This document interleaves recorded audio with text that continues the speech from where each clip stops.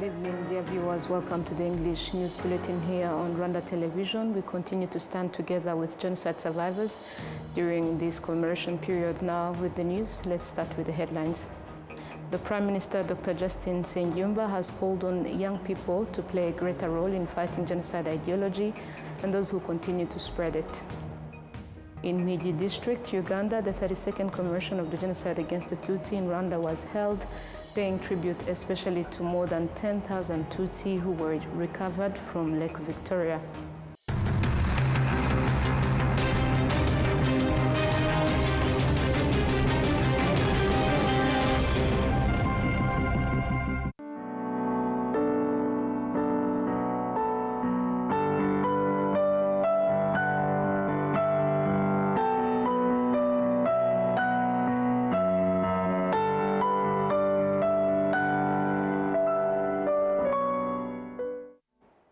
My name is Olive, and it's always a pleasure to have you on board. Now let's take a look at the news in details. The Prime Minister, Dr. Justin Nsengiyumva, has called on young people to play a greater role in fighting genocide ideology and those who continue to spread it, especially through social media platforms. The Prime Minister made these remarks on Friday while joining residents of Ngororero district in the 32nd commemoration of the 1994 genocide against the Tutsi. Let's take a look at the details. Residents of Ngororero, together with other people from across the country, gathered to remember Tutsi who were killed at the former MRND headquarters in the Ngororero sub-prefecture. April 10th, 1994, remains a painful historic death when Tutsi who had taken refuge there were brutally killed, as explained by survivor Jean d'Amour Niyonsenga. This place holds a particular memory because when the liberation struggle was started by the RPF, we fled here. Since between 1990 and 1994, we were here until the 10th of April. More than 14,500 Tutsi who had fled here were all burnt and died. In another testimony, Rurango Apollinaire, born in the former Satinsi commune, dismissed claims that the genocide began only after the shooting down of President Habyarimana's plane, saying violence against Tutsi started earlier. The history of this place is well known to me, to those who live here, and to all survivors in Ngororero. We know what truly happened here. On the 1st of October in 1990, in Ngororero, we were attacked and killed. And the genocide against the Tutsi in Rwanda did not begin because of the shooting down of President Habyarimana's plane. We strongly emphasize this, and anyone who has doubts is welcome to come and ask me. On the 1st of October in 1990, our homes were completely destroyed, and that is when we, the Tutsi in Ngororero, were forced to flee. The Prime Minister, Dr. Justin Nsengiyumva, noted that Ngororero has a distinct and painful genocide history, both in its planning and execution. He noted that these tragic events are the reason victims are continuously commemorated in order to restore their dignity and reaffirm the commitment that genocide will never happen again in Rwanda. He further stated that Rwandans understand the value of good leadership and living in a country characterized by peace, security, and citizen-centered development. However, he cautioned against complacency, noting that there are still individuals who harbor ill intentions toward the country. In particular, he urged young people to strengthen their role in fighting genocide ideology, while also calling on parents to take responsibility for raising children with strong moral values and cultural principles. I also take this opportunity to call on young people, as they are the strength of our country, to strengthen their role in the fight against genocide ideology and those who spread it through various means, especially social media platforms. Dear young people, we encourage you to learn and understand the history of our country so that you are able to confront and counter those who distort it. Parents also have a great responsibility to continually teach their children good values and the principles of the Rwandan culture, as well as to promote unity and resilience within our families so that we can continue to build a strong nation. By parents, I mean all of us leaders and everyone present here. We are the ones entrusted with these responsibilities. The Ngororero Genocide Memorial is one of 7 memorial sites in Ngororero district, where the bodies of more than 50,000 Tutsi killed during the genocide against the Tutsi are laid to rest. Moving ahead, journalists have been called upon to take a firm stand against the hate by upholding the truth and professional integrity, lessons drawn from a painful past where sections of the media were misused to fuel the genocide against the Tutsi. The call was made during a commemoration event honoring media practitioners who lost their lives during the 1994 genocide against the Tutsi. William Evans has the details. Historical accounts indicate that over time, including during the colonial era, media platforms in Rwanda were exploited as instruments of hate propaganda and incitement to violence against the Tutsi. This is according to historian and genocide researcher Innocent Nizeyimana. The massacres that happened in 1959 couldn't have happened without the role of the media. Kinyamateka had established an angle. Kayibanda had worked there from 1956 to 1958 and had extensively worked in spreading the genocide ideology. From this, there was the birth of the Voice of the Many, which was used by Gitera to establish what came to be known as the commandments of the Hutu. Kinyamateka kept supporting Premier Hutu and its agenda. The idea of Kangura is believed to have been Habyarimana's wife, who called upon his brother, Selafe Rwabukumba, and Ferdinand Nahimana in the 1980s. Volume 6 of this paper was released on December in 1990, publishing the 10 commandments of the Hutu. For example, the fourth commandment said, every Hutu should know that every Tutsi is dishonest in business. His only aim is the supremacy of his ethnic group. As a result, any Hutu who does the following is a traitor: makes a partnership with the Tutsi in business, invests his money or the government's money in a Tutsi enterprise, lends or borrows money from a Tutsi, gives favors to Tutsi in business, like obtaining important licenses, bank loans, construction sites, public markets, and others. And all these were among the most cruel and inhumane conditions against the Tutsi. Genocide scholar Tom Dahiro emphasized that those who spread the genocide ideology were not amateurs, but trained and skilled media professionals who deliberately used their expertise to mislead and incite. Relating to the issue of ignorance in spreading the genocide ideology, ignorance wasn't the motivation. For example, when Kayibanda joined Kinyamateka, among the first things his boss did was send him to Europe to pursue studies in journalism. The issue, therefore, is less of ignorance, but more of his personal expertise instead. We should separate what they wrote and what they had learned in school and what they had. The idea of starting LTM was of Venuste Nshimiyimana, who was a journalist with Radio Rwanda and a technical director of Oremforo, Serugendo Joseph. After the establishment of LTM, it was decided that Gahigi Gaspari, who was a seasoned and competent journalist, leads it. He had attained a proper university training in journalism. Therefore, the logic is that people who push the toxic genocide ideologies were not ignorant people. Speaking at the commemoration, the Director General of Rwanda Broadcasting Agency, Cleophas Barore, noted that journalists being remembered upheld professional ethics and committed no wrongdoing. These that we are remembering did not spread the genocide ideology. They did not publish anything about that, neither did they compromise the canons of journalism. The fact that they were famous journalists didn't save them either. Instead, it became a reason for them to be chased down because, according to the killers, there was nothing of value in the Tutsi. As we remember, the wider journalism fraternity desired that we consider that among the people that were aligned in the International Criminal Tribunal for Rwanda in Arusha, Tanzania, were journalists.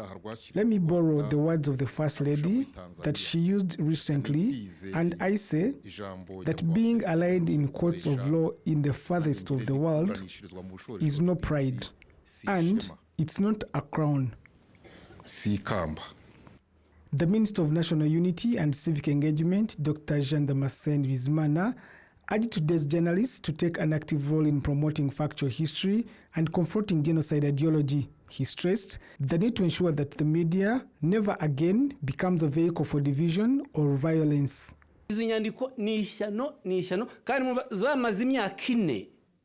It is very catastrophic.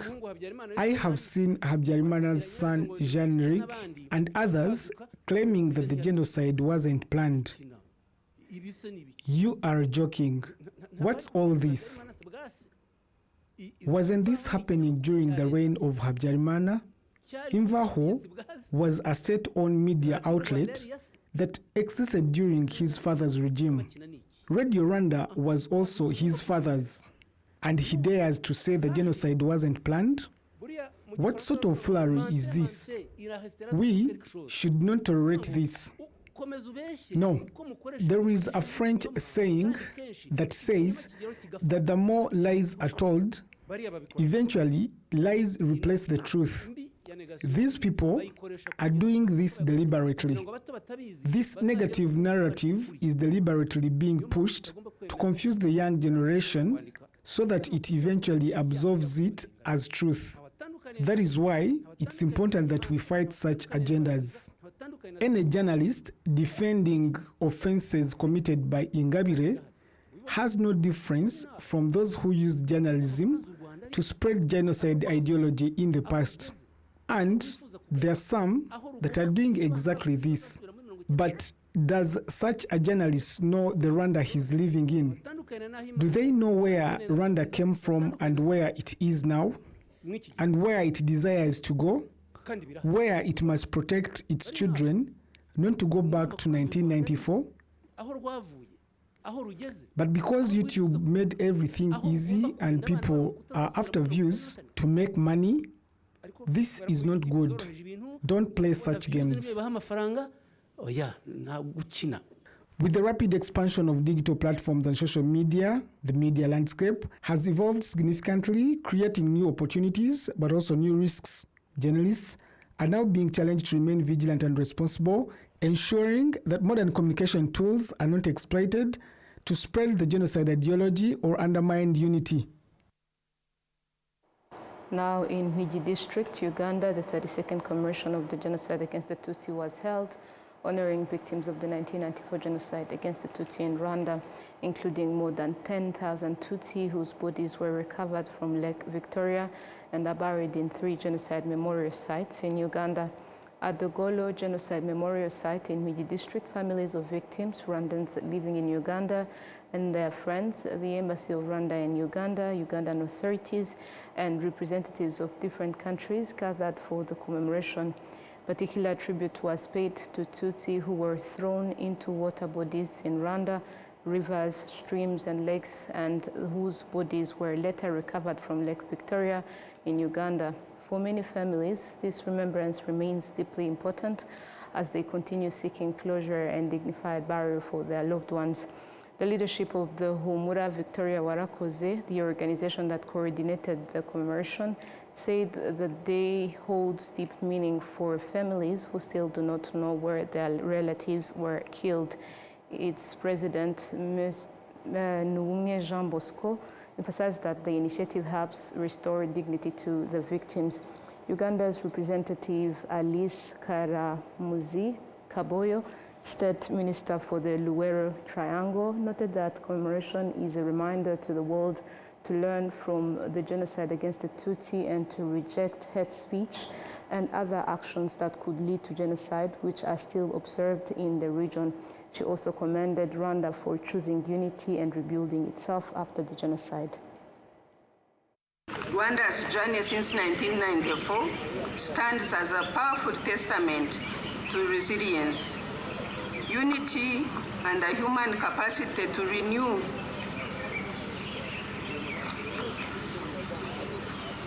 through deliberate and inclusive efforts.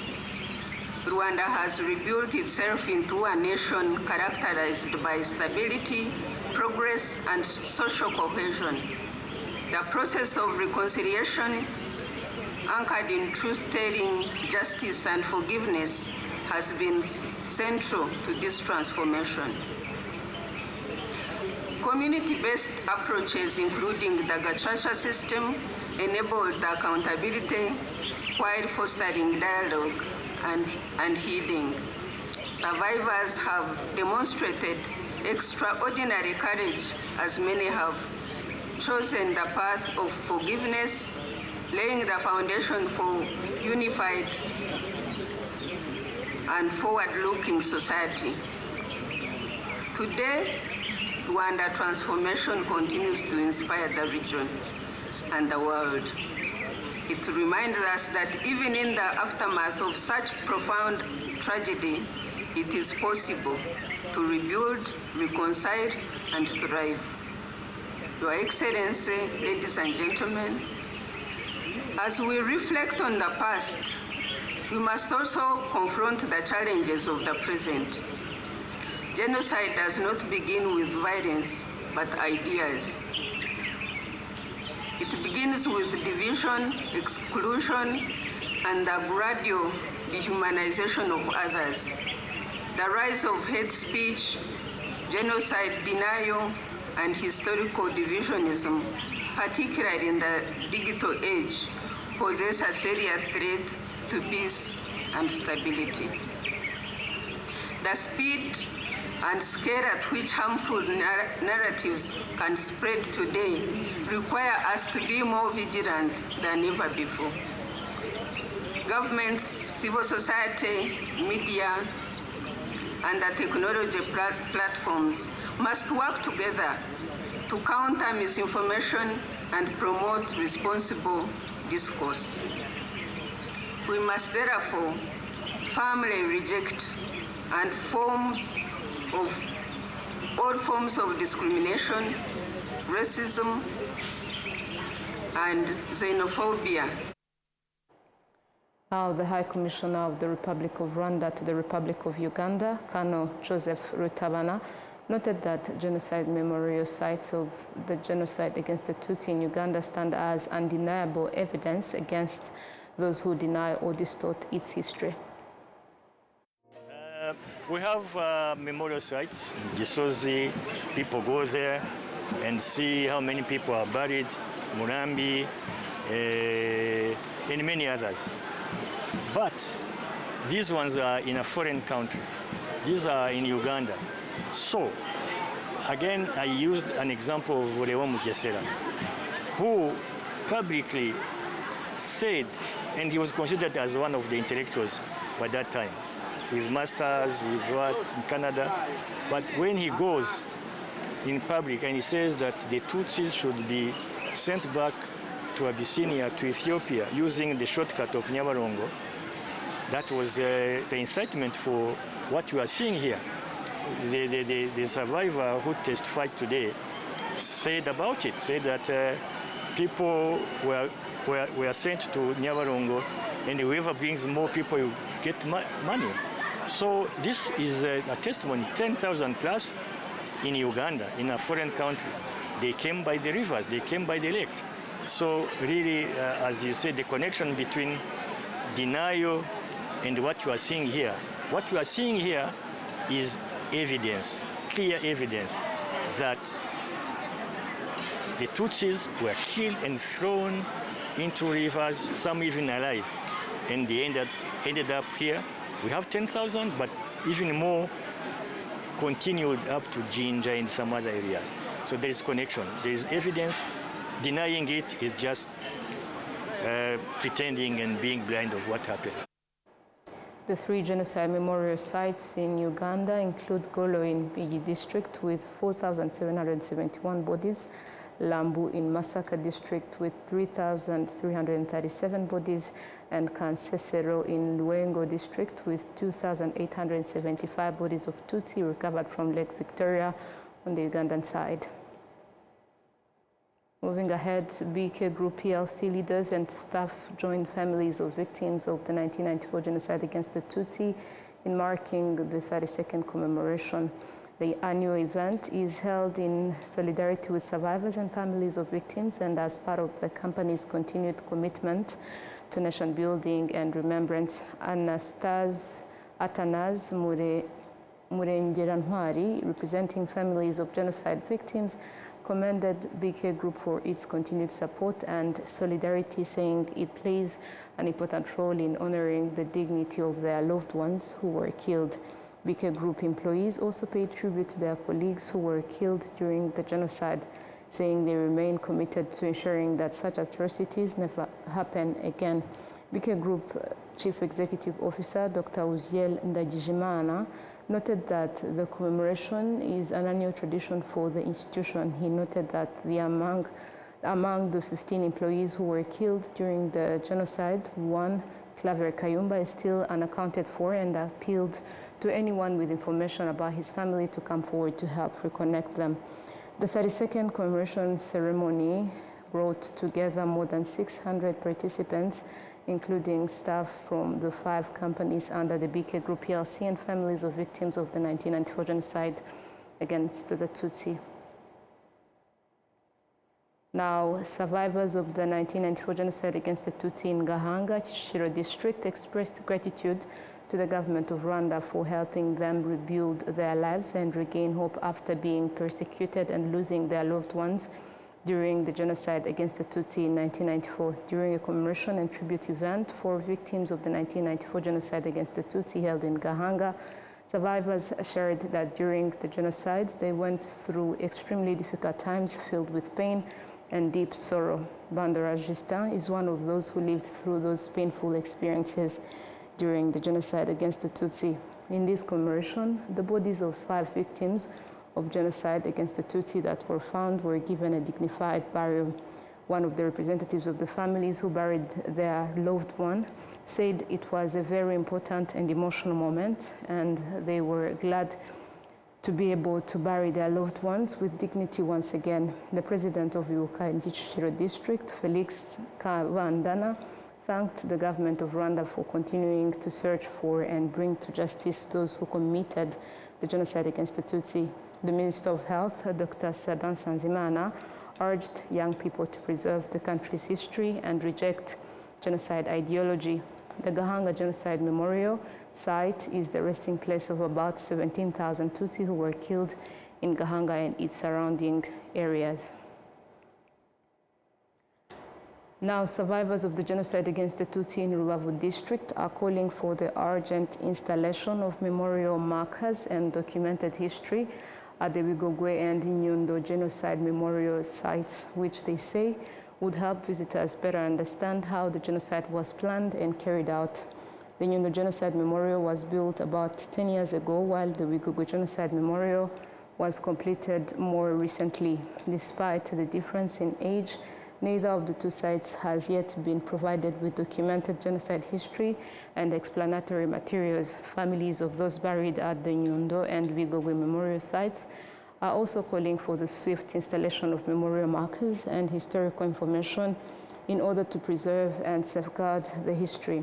The chairperson of Ibuka in Rubavu district, Gerard Mbarushimana, also raised the issue during a commemoration event held at Nyundo, urging that the installation of memorial information and historical documentation be carried out as soon as possible. The authorities in Rubavu district say that the process will begin next year with a feasibility study followed by the recruitment of a contractor to install memorial markers and historical documentation on the genocide memorial sites. These memorial sites are being requested to be equipped with historical information. The Nyundo Memorial is the final resting place of more than 1,000 victims of the genocide against the Tutsi, while the Bigogwe Memorial holds the bodies of more than 9,000 victims. Now, survivors of the genocide against the Tutsi in Karongi district say that remembering families that were completely wiped out remains extremely painful, especially during the commemoration period. They explained that the absence of any surviving members, as well as the fact that some victims' bodies have still not been recovered for dignified burial, continues to deepen their grief and trauma. Let's take a look at the details. This is the abandoned homestead of Cecile Uwineza's uncle. She says that her uncle and his family of 17 people were all killed during the genocide against the Tutsi, and the entire family was wiped out. We have families that were completely wiped out. For example, in my uncle's family, nobody survived. My uncle had 14 children with 2 different wives, but none of them survived, not the wives and not the children. They were all killed during the genocide. He lived nearby that area. At the home of Augustine Iyakagaba, who was the uncle of Evariste Kubaho, the entire family of more than 10 people was killed, including the family of Kubaho's elder brother that was also completely wiped out. My brother Migambi had 6 children and a wife, and all of them were killed. There was also my uncle, my father's elder brother, who was called Augustine Iyakagaba. He had 9 children. Some of them were even married, but all of them were killed as well. These are the homesteads you're looking at, but they are not the only ones. As for me, I am the only one who survived among the 6 children my parents had. My survival is not any kind of heroism. It feels more like God had somehow warned or prepared me beforehand as I had gone into the military. These survivors say that these families remain in their hearts, although it is very difficult because no one from those families survived, and some of the bodies of their loved ones have still not been found. Of course, we feel deep sorrow and we do not know how to overcome it, especially during the commemoration period. We were left with wounds, both physical and emotional. For example, I was personally shot and attacked with machetes. They even threw me into a pit. I was fortunate to survive because of the rain that fell, which helped me get out. I managed to climb over the bodies in the pit and escape. It is not easy, but we always remember them. Just a few days ago, we visited the Nyamishaba Memorial. Our people were killed in different places, some here in Nyamishaba, others at the stadium, including my 2 elder sisters. That is our story. Karongi district records one of the highest numbers of families that were completely wiped out during the 1994 genocide against the Tutsi, with more than 2,800 such families recorded, made up of about 11,300 people. Vedast Ngarambe, who leads the Ibuka organization in this district, explains some of the reasons behind this.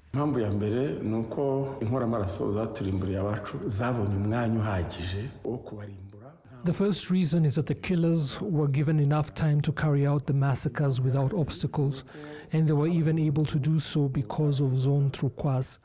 The second reason was the lack of humanity among those who were not targeted, many of whom did not have the courage to hide or protect those who were being targeted. The third reason is that the genocide was planned and executed by the former government.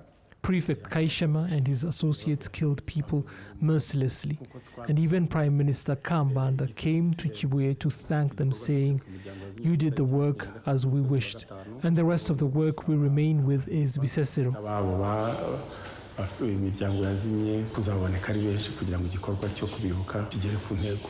Across Rwanda, more than 15,500 families that were completely wiped out have been recorded, made up of over 68,000 people.